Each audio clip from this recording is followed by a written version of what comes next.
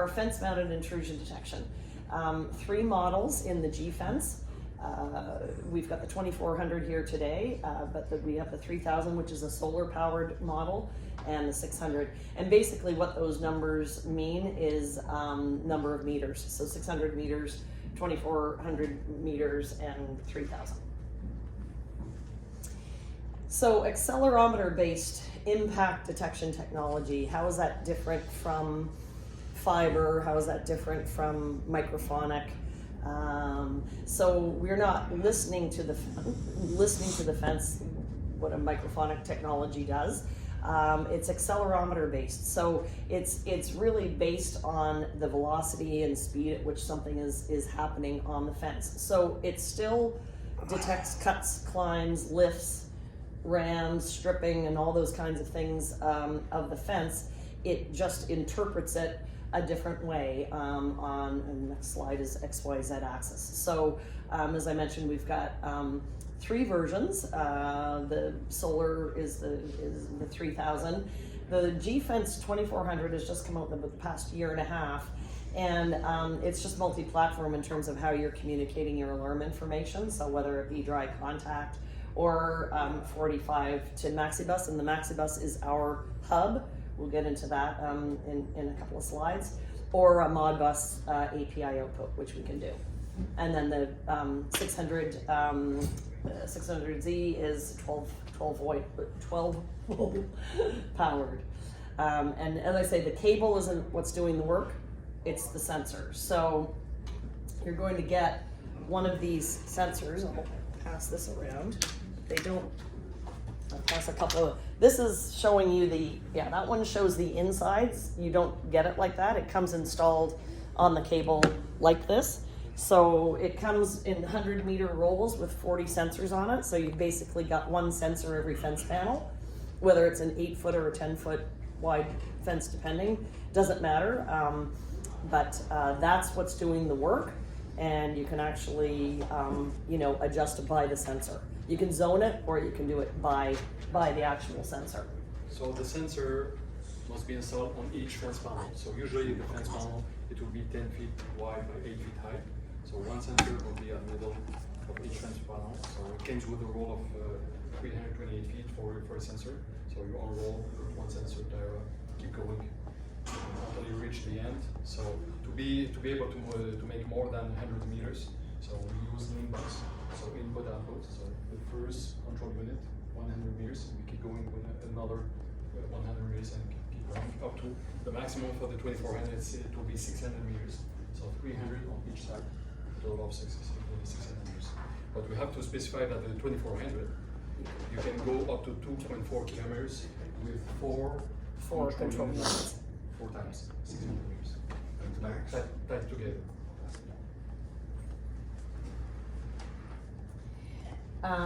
So the way that it works on that XYZ axis, very much like your smartphone.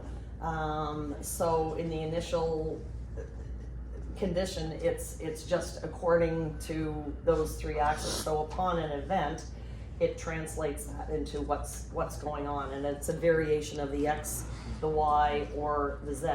So what happens is the change in velocity and speed is what is giving you the alarm. And why don't we detect wind events? Well, in a wind event, you're not going to have one fence panel moving at a faster velocity than the fence panel beside it. You're going to have multiple fence panels moving at the same time. So I can do this now. This is all set up to go. And if this is the fence moving in the wind, or sheets of slate and ice falling off it, we have this at a cold weather test site for the Air Force in the States, and no alarms because it's all moving at the same time, at the same velocity, rules it out. So that's how we eliminate the alarms in wind. So just, this is a wind condition. There is no alarm. But if I hit, I make the impacts. So this is a real impact. So to simulate the cutting things. Because usually, wind condition, as Cathy told, it's several fence panels moving at the same axis. It will get all the average value. and it will rule out using the control unit. So. That's probably one of the top features of this, because so many false alarms with other systems in wind. It's just, and like I say, there were sheets of ice falling off this at the cold weather test site, like all these panels at the same time, and they were getting no alarms whatsoever. So it's a great feature. I think I have to. So this is just Kelly, our tech manager in the States. Right now, I'll have to go to the YouTube. You have internet access to it? I think it's a built-in video. There we go. Yeah. Okay. Set for two. Go alarm. There we go. No alarm. That was very So you can set it for 1 to 3 impacts. Usually not 1, because you can have just somebody come and hit it. It typically is between 2 and 3. So again, just basically, here's what it consists of in terms of a system. You've got your cable roll of 100 meters with the pre-installed sensors, the control unit. Is you'll see on bills of materials, it comes out control unit UG. What does U and G stand for? Well, it was developed in France, and that's a French acronym for control unit, right? So a lot of people say, what does UG stand for? Unit Missionnaire, right? It's just anyway, but either solar powered or the 2400 or 600, and then of course your sensors and cable. So really, what the cable's doing is just carrying the information. The sensors is what's doing the work. And very important, the link box also. And I Because thought we had it here. So when you terminate or link, the junction box, it's a small junction box that it can be used for either. So if you have to link the next 100 meters of cable, it's the link. It's just a switch. Link or terminate, and then when you come to the end of your line, the switch is to terminate, and then that's the end of your line. Or if you have a break or a cut or a patch or something, you can also just use this box to patch the cable. But if the cable is cut, your system is still working. Unlike, because again, it's the sensors that's doing the work, and not the cable. So it'll just be that piece of fence, yes, or that piece of cable or section of fence that the alarms won't be carried.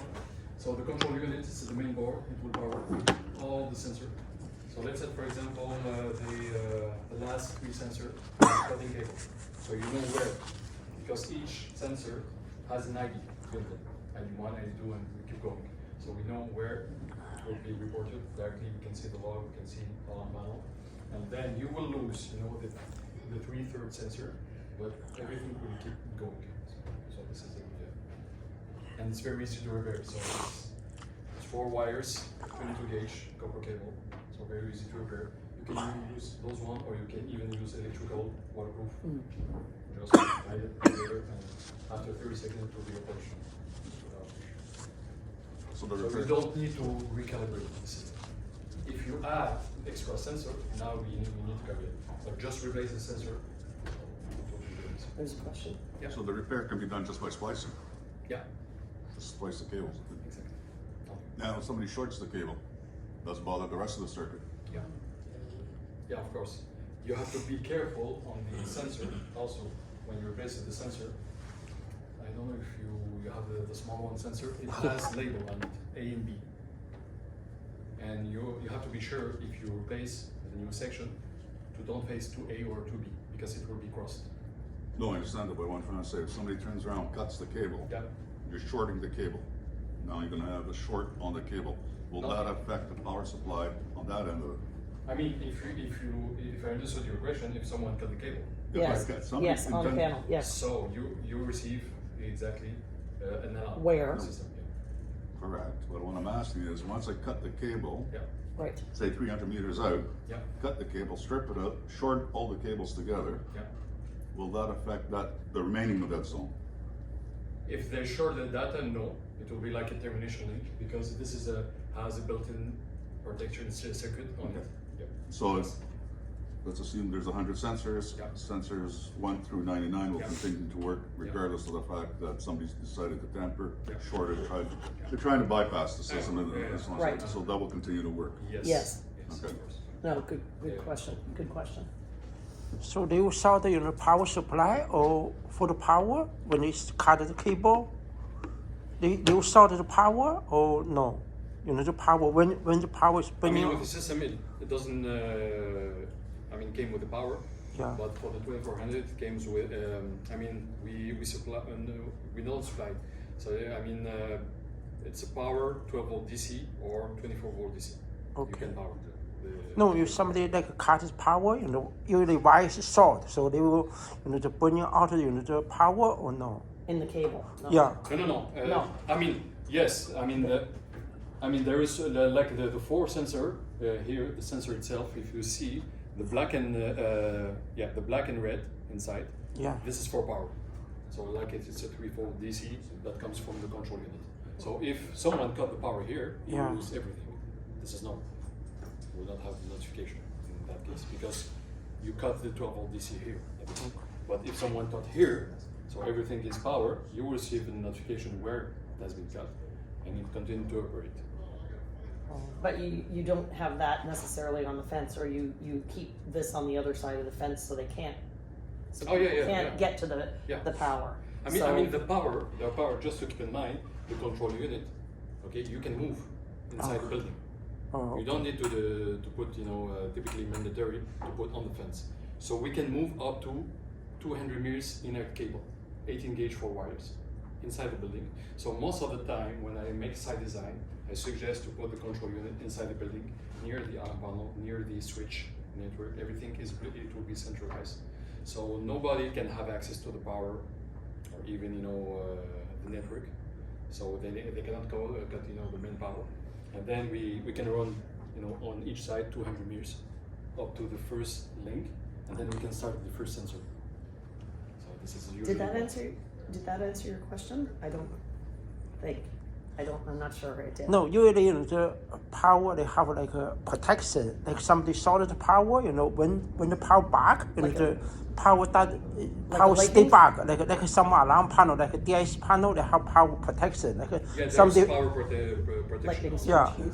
Usually, for the outdoor, that's easy to somebody to cut because the wire too long. So if somebody go that long, they can cut they be solder power. The whole system is Yeah, done. Right, and the whole system wouldn't be down, right? So if it's just like here, like that would short that, but the rest of the system would continue to work because this is kind of the main. This is the main power source, the control unit.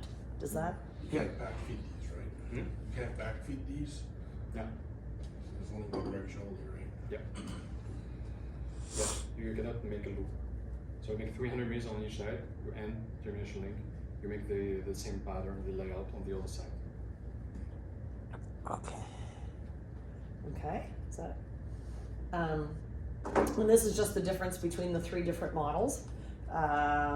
So again, the 600, it's relay output for communication. The 2400 can be that, or for RS485 to our Maxibus hub, which Ramsey will explain in a sec, or a